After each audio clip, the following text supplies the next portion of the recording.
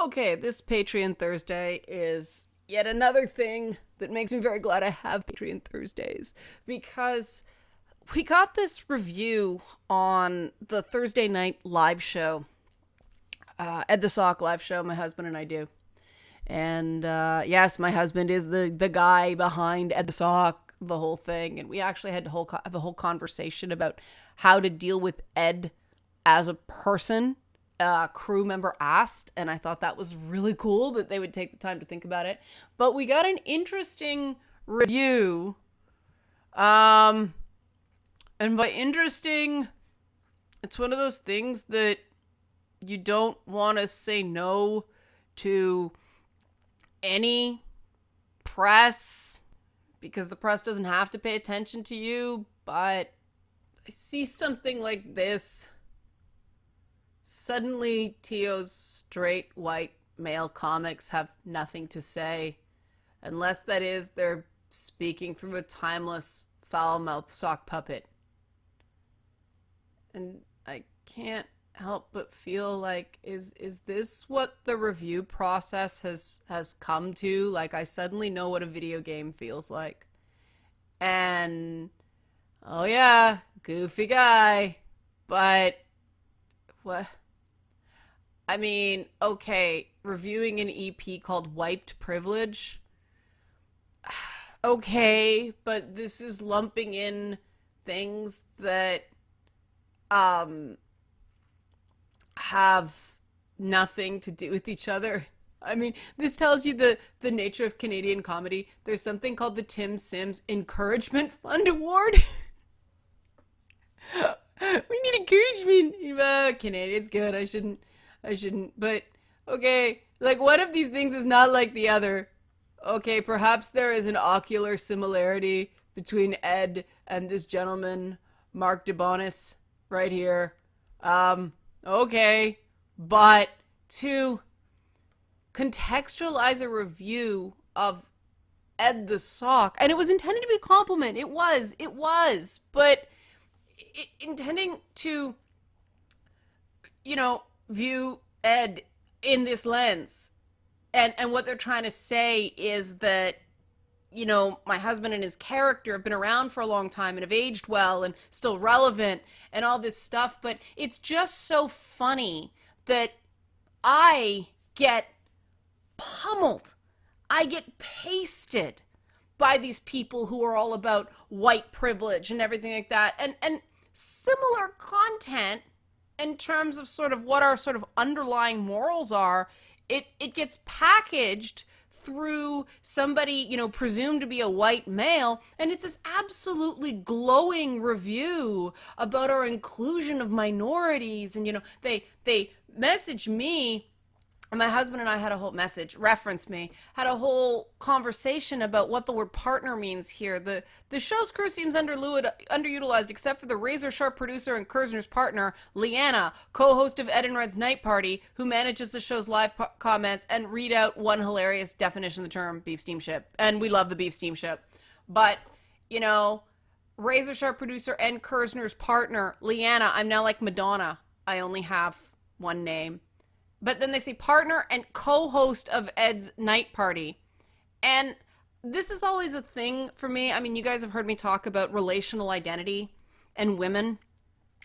And when I try to get press as a former producer of Ed and Red's Night Party, I get nothing. When it's in relation to my husband, they always reference me this way.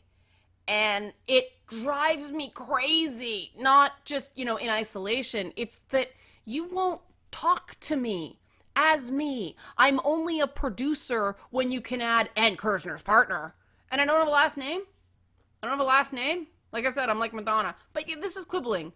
But white male privilege, like, what? And Ed is best when he's chatting with people, this, and they include Aaron Douglas.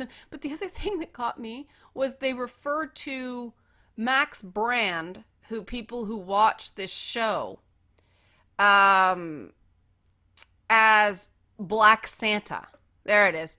during the show's Christmas episode, sit on a black Santa's lap. And it's really interesting, after praising the show's ethnically diverse mix of patrons willing to talk to a hand puppet, they talk about a guy as a black Santa. Now, here's the thing about Max Brand. Max Brand is a recurring guest that we had on our old show because the guy's hilarious. He's hilarious. He's on his own planet half the time because he's a savant. Like, he's a legitimate savant. The guy's like the best way I can describe him is he reminds me a lot of CeeLo Green.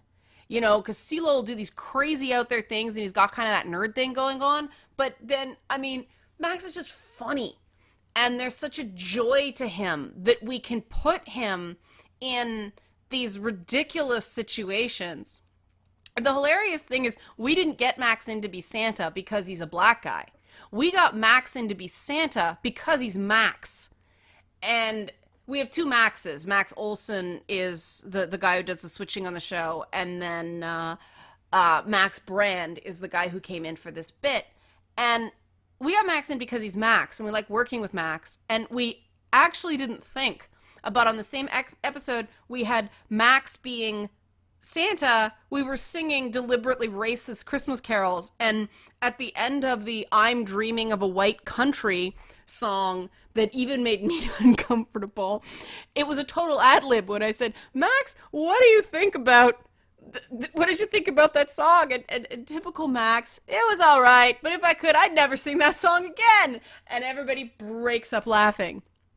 But we so did not think about Max as a black person that this potentially awkward moment ensued. But we get praised for having a black Santa. Oh, good God. This is the thing about reading, and now I'm sure you can understand why I'm doing this on Patreon Thursdays and not a full video, because these people mean so well.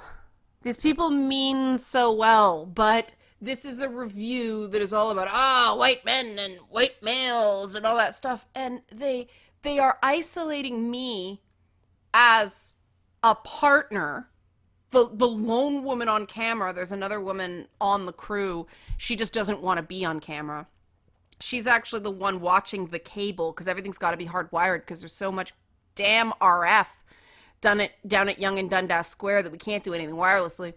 But in all this white male, the two people on the show who are not white men are isolated for either our gender or our race, and we don't even get a first and last name.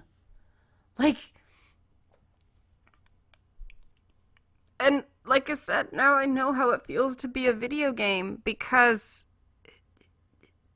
the closer, and no, this is not written by a white guy. I didn't know what the name was. I asked my husband, Glenn Sumi.